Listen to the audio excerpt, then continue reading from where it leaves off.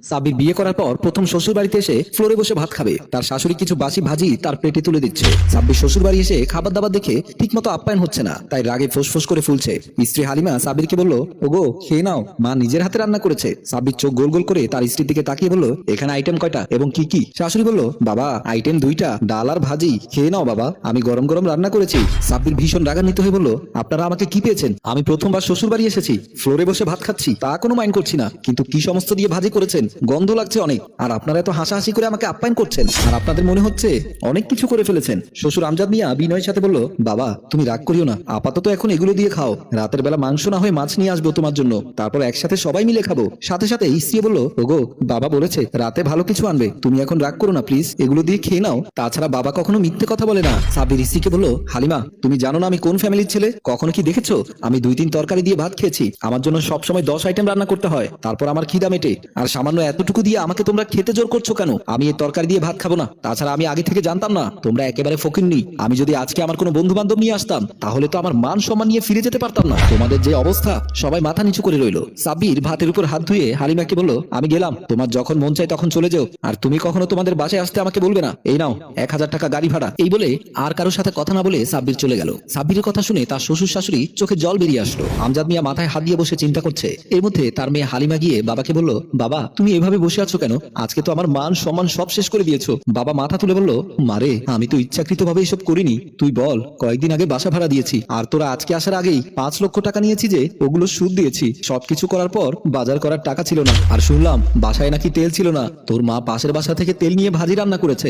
বাবা তুমি আর কোনো কথা বলবে না, এত কিছু যদি প্রবলেম তাহলে আমাকে জন্ম দিয়েছো কেন? আগে চিন্তা ভাবনা করতে পারোনি? এখন আজকে তোমাদের জন্য আমার স্বামীটা ভাতের উপর হাত ধুয়ে নানা রকম কথা বলে চলে গেল, আমি তো কখনো তাদের বাসায় মাথা উঁচু করে কথা বলতে পারবো না। তোমরা ওই সম্মানটুকু তাকে করতে পারোনি। মারে ছোটবেলা থেকে কখনো তোদেরকে অভাবে রাখিনি, আমার সামর্থ্য অনুযায়ী তোরা 2 বোনকে হাসি খুশিতে রেখেছি। হয়তো এখন বৃদ্ধ হয়ে গেছি, শরীরের কারণে কোনো কাজ করতে পারছি না, তাই তোদেরকে সুন্দর করে মেহমানদারি করতে পারছি না, এটার জন্য আমি তোর কাছে ক্ষমা চাচ্ছি। হালিমা বলল, ক্ষমা চাইতে হবে না, তুমি তাড়াতাড়ি গিয়ে রাতের জন্য বাজার করে নিয়ে এসো, আমি সাব্বিরকে ফোন করে বাসায় আসতে বলবো রাতে। বাবা বলল, আচ্ছা ঠিক আছে, তুই কোনো টেনশন করিস না, আমি রাতে বাজার রেডি করছি। হালিমা কিছু না বলে চলে গেল। তারপর বাবা নিজে নিজে বলল, এখন টাকা পাবো কোথায়? রাতে যদি বাজার না করি তাহলে আমার মেয়ের কথাটাও রাখতে পারবো না। সাব্বির বন্ধুর অফিসে বসে বন্ধুর সাথে আড্ডা করছে। বন্ধু রেজাল বলল, তুই তো বিয়ে করার পর থেকে আমাদের কোনো খোঁজ খবর রাখছিস না, এইভাবে উধাও হয়ে গেলে তো বন্ধুত্ব থাকবে না। সাব্বির হেসে বলল, বিয়ে করেছি ভালো কথা, কিন্তু বন্ধুর বিয়ের মতো বিয়ে করতে পারলাম না। বন্ধু রেজাল বলল, তুই তো বলেছিলি ব্যবসার জন্য শ্বশুর বাড়ি থেকে টাকা নিয়েছিস, এতে আবার সমস্যা কোন দিক দিয়ে হয়েছে? সাব্বির বলল, মূল কথা তোকে পরে বলছি, আগে আমি একটু ওয়াশরুমে যাই। রেজাল বলল,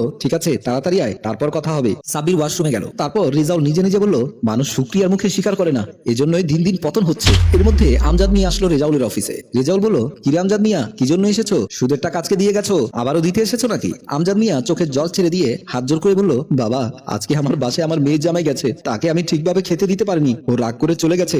আমি এসেছি আপনার কাছ থেকে 1000 টাকা নেওয়ার জন্য, আর আপনার সব টাকা আমি একদিন শোধ করে দেবো। রেজাউল দাঁড়িয়ে গিয়ে রাগান্বিত হয়ে আমজাদ মিয়াকে বলল, তুমি কি আমার অফিসটাকে নানার বাড়ি পেয়েছো নাকি? যখন ইচ্ছে তখন এসে টাকা নিয়ে যাবে, আমি তোমাকে কোনো টাকা দিতে পারবো না। সাব্বির প্রস্রাব করে এসে অফিসে উঠবে, দেখতে পেল তার শ্বশুরকে। সাব্বির অফিসে প্রবেশ না করে আড়াল হয়ে তাদের কথা শুনতে লাগলো। আমজাদ মিয়া কান্না করতে করতে বলল, বাবারে আমি শেষবারের মতো আপনার কাছ থেকে 1000 টাকা নেওয়ার জন্য এসেছি, আর আপনি যদি 1000 টাকা না দেন আমি বাজারও করতে পারবো না, মেয়ের কথাটাও রাখতে পারবো না। রেজাউল আমজাদ মিয়ার গালে কষে একটা থাপ্পড় দিয়ে বলল, আগামীকালের মধ্যে যে 5 লক্ষ টাকা দিয়েছি ওই টাকাগুলো নিয়ে আসবে, তোমার সুদ দেওয়া লাগবে না, আর দিনের পর দিন তোমাকে টাকা ধারও দিতে পারবো না। এক্ষুনি তুমি আমার অফিস থেকে বের হয়ে যাও, কখনো তোমার এই নোংরা শরীর নিয়ে আমার অফিসে আসবে না। আর আমার অনেক উপকার করেছো, কিন্তু আর না। আমজাদ মিয়া আর কিছু না বলে মাথা নিচু করে বের হয়ে গেল। রেজাউল পেরেশান হয়ে চেয়ারে বসে বুড়োটাকে গালাগালি করছে। সাব্বির শ্বশুর বাড়ির জন্য বাজার করে রাস্তা দিয়ে আসছে, সামনে দেখতে পেল তার শ্বশুর রাস্তায় বসে ভিক্ষা করছে। শ্বশুর না দেখে মতো সে অন্য রাস্তা দিয়ে চলে গেল। আমজাদ মিয়া থালাটা হাতে নিয়ে বলল, আমাকে কিছু ভিক্ষা দেন, আমি খুব অসহায় মানুষ। এক একজন করে ভিক্ষা দিয়ে চলে যাচ্ছে। আমজাদ মিয়া মাথা নিচু করে ভিক্ষা করতে লাগলো। সাব্বির মাছ মাংস বাজারে তুলে করে নিয়ে আসে, সবাইকে ডাক দিয়ে বলল, হালিমা, আনিকা, কই তোমরা? তোমাদের জন্য বাজার নিয়ে এসেছি। সবাই বেরিয়ে আসলো। শাশুড়ি মেয়ের জামাইয়ের হাতে বাজারে তুলে দেখে খুশিতে আত্মহারা হয়ে গেল। সাব্বির হালিমার হাত থেকে বাজার তুলে দিয়ে বলল, খুলে দেখো কি কি এনেছি। হালিমা বাজারে তুলে বের করে দেখলো গরুর মাংস, মাছ, আরো বিভিন্ন রকম সবজি। তারপর বলল, তোমাকে কে বলেছে বাজার করে নিয়ে আসতে? এর মধ্যে শ্বশুর এসে বলল, জামাই বাবাজি চলে এসেছে। সাব্বিরের শাশুড়ি বলল, তোমার জামাই বাবাজি আজকে এসেছে সেটা বড় কথা নয়, দেখো কতগুলো বাজার করে নিয়ে এসেছে। আমি কি স্বপ্ন দেখছি নাকি সরাসরি দেখছি কিছুই বুঝতে পারছি না। আমজাদ মিয়া মাছ মাংস দেখে চোখের জল ছেড়ে দিয়ে বোবা কান্নায় ভেঙে পড়লো। হালিমা বলল, এই আনিকা, এগুলো নিয়ে ভেতরে যা। আনিকা কিছু না বলেই বাজারগুলো নিয়ে ভেতরে গেল। তারপর আমজাদ সবার কাছে ক্ষমা চেয়ে বলল, আজকের পর থেকে আপনারা যেরকম রান্না করবেন ওই তরকারি দিয়ে আমি ভাত খাবো, আমার জন্য স্পেশাল কিছু করা লাগবে না, কারণ আজকে আমি সব নিজের চোখে দেখে ফেলেছি একজন বাবা কতটা কষ্ট করে মেয়ের সুখের জন্য।